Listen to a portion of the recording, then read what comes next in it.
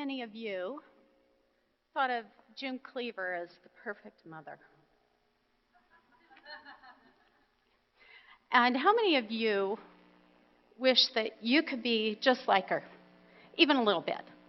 Yeah, all of us. Well, several years ago, when I had just 4 children at the time, and they were ages 6, 4, 2, and 3 months, and I took them to the local hardware store, Hearst. I was meeting my husband there to get some decorations for our newly built home. And we got into the store, and my mother happened to be there. And the kids were so excited to see Grandma, they started running, and they were going up and down the stairs, and it was just really chaotic. And my husband said, "That's it, I'm taking the kids, I'm going home." I thought, okay, good, well, I'll get the stuff here, and got through the checkout, and I ran to Kinko's and got some copies, and then I raced for home, and we had company come in and needed to get dinner on. So as I pulled in the driveway, my husband met me at the car with company. It's kind of interesting, and he says, "Did you forget anything?" And so in my mind, I went, okay, I got the copies, got the faces. He said, "Where's the baby?" And I went, okay, wait a minute. He wasn't with my copy store, and he wasn't. "You left the baby at Hearst." I went, oh my gosh, how did you know that? And well, I got a phone call. "Hi, this is Bill, the manager at Hearst. Is Denise Webster there?" "Well, no, she was just at your store." "Well, yes, we know she left her baby." And he says, "Oh my gosh, is he okay?" "Oh yeah, but he just woke up. Would it be okay if we gave him a little water?" And oh, well, yes, that's great, thank you. I'm sure she's going to stop. I'm sure she'll remember. Well, no, so I pull into the driveway shortly after this. So my heart is just pounding if you're ever a mom. Hopefully none of you have done this, but my heart is just pounding. I sent him and the company to pick the baby up because I had to cook dinner, thank heavens. So I sent them over, and then just the whole night my heart was just pounding. So the next day when I got up, I had a meeting with some moms, a preschool meeting, and trying to get a little solace from them. I thought, well, I'll tell them what I did. And I said, last night I left my baby at Hearst, and one of the women turns and says, "That was you?" And I'm thinking, what? I haven't told a soul. How did you know that? And she says, "Oh, my husband was at the store last night. That's all everybody's talking about. The lady that left her baby. They said it was Lisa Fry." I said, "Well, that's who it was." And she says, "Oh." So that afternoon, my oldest was at school, and I thought, well, I've got to go back and tell these ladies thank you and just apologize profusely. And as a side note, get some fabric because I needed to make some curtains for the new house. So we get to the store, set the baby on the counter again, and just starting to calculate my fabric.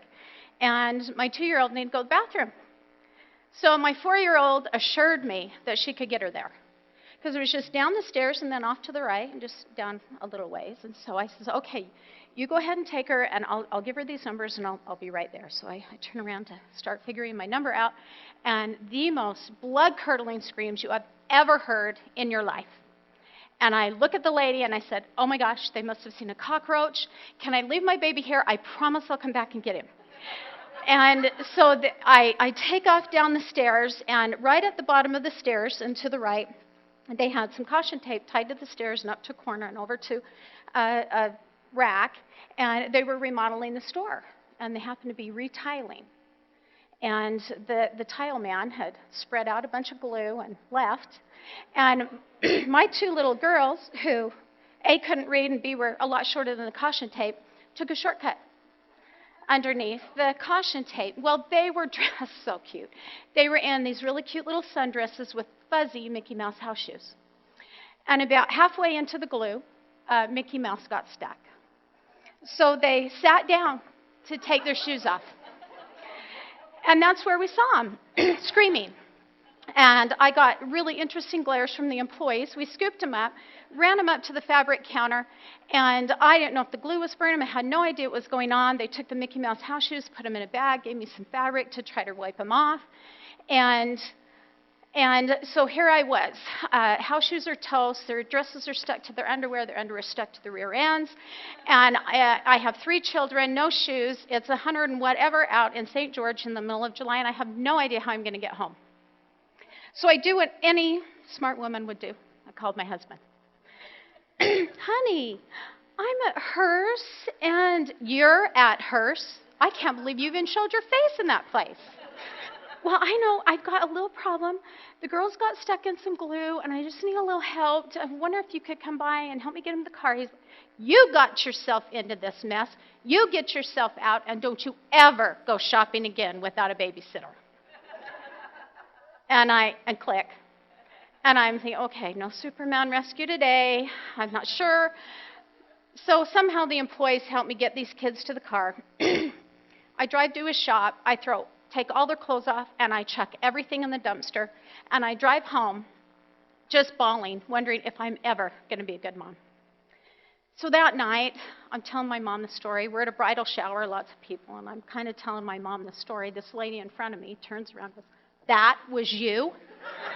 And I'm thinking, what is going on? I haven't even told anybody. What is the deal? Well, it turns out she was in Dixie Nutrition, which is around from Hearst. Then everybody coming from Hearst went to Dixie Nutrition for a yogurt. And they were all talking about the lady that left her baby. So if you haven't heard the story, I'm really surprised. Because, you know, everybody knows it was 21 years ago, actually, right about this time, that happened. And now the whole world knows that I am not June Cleaver. But when I was a young girl, all I ever wanted to do was be a mom. That was my dream. That was my goal. I just wanted a family. I didn't care if I had a career. I didn't care if I had a degree. I loved my kids. I just wanted to have a family. And I thought I could be a good mom. I thought I could be a perfect mom, not just good. And those dreams obviously were soon shattered. I thought I can cook, I can clean, I can sew, I can bake cookies, I can bake bread, I can put up decorations for the holidays. And this was all the stuff I had seen the good moms do, you know, and I thought, I can do this. And as you can well imagine, it just did not take long for me to realize that this wasn't the way it was going to be, because there's a few things I didn't take into account. One was fatigue. The other one was, let's see, thousands of Legos on the floor, missing socks, missing spoons. How about the kids that would never brush their teeth, never brush their hair? They'd wear the same clothes for days on end. Sometimes they change 13 times a day. I didn't take into account the days that we would, you know, you have that picture of your kids just perfectly dressed and seeming really reverent in church. And, yeah, those were shattered by the fight from home to church, which was only 2 blocks away, actually 1 block away. And the hair was messed and clothes were untucked. And then the time that my girls walked in and said, "Hey, Mom, did you know that the Hunts eat on real plates? Can we eat on real plates too?" Those were just some of the things I was not really prepared for as a mom. But I still loved it, and I still wanted to do it anyway. So I've wondered, being a mom is hard. So what makes a good mom? Is it homemade bread and chocolate chip cookies? Yeah. There's something about walking in the door and having that smell hit you that just washes your troubles away. Is it about a clean house? Well, perhaps, because a clean house makes them feel comfortable. But here's what I think being a good mom is about. First of all, I think you have to have a sense of humor. You have to pack a camera, and you have to take pictures. And you need to document the funny stories and the funny things, and even the stressful things. All the stitches, the ambulance ride with the dislocated elbow that needed a pin, the chopped off finger. When you record those things, they become really great memories. And it's true. And the second thing I would say is you just need to love them. Because there's going to be times in their life that they're going to make mistakes. And some of them are probably going to be serious mistakes. And they just need to be loved. And they need to have somebody who believes in them and can teach them of the potential that lies within them and the greatness that lies within them. And I believe that that's probably what moms are best at. We see potential in our kids, and we see the goodness in them. And we take pictures. And so, you know what? Go ahead. Go ahead and drop your middle schooler off at the school in your bathrobe with wet hair. It builds character.